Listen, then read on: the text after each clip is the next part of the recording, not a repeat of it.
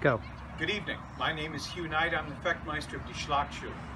Tonight I want to talk about feints, and specifically why feints should never work against a student of Master Liechtenauer's German swordsmanship art.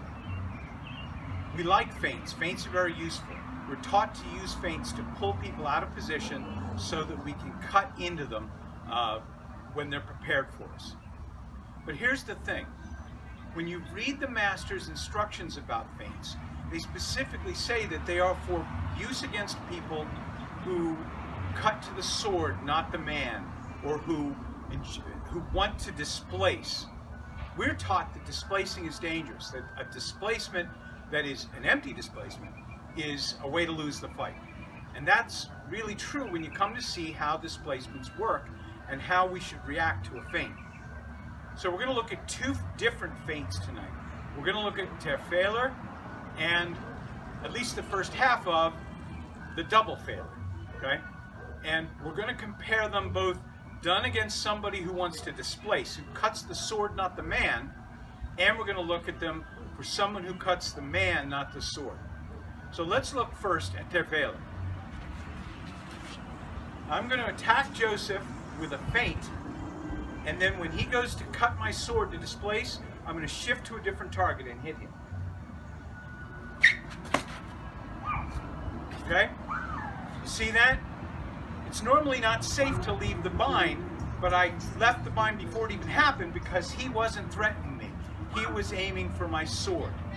Now I'm going to do the Fehler, but I'm going to do it right. I'm going to do it the way you should do it if someone tries to attack you with a feint.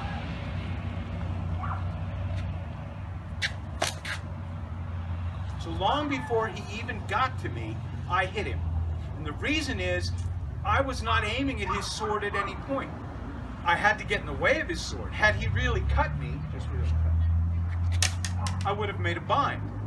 But I'm not cutting to block, I'm cutting to cut him and just sort of letting his sword get in the way. Now let's look at the same thing with the double Fehler, or the first half of it anyway.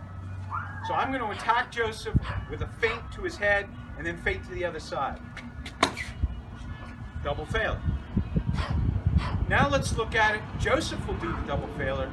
And here's the thing. This time I can't cut straight at his head because I have to turn and cut into his sword. I won't be able to stop. If I just cut for his head, his Schwertkow will hit me. So I have to cut into his sword to stop it. I'm going to use a technique called unharmed Schwertkow in order to do that.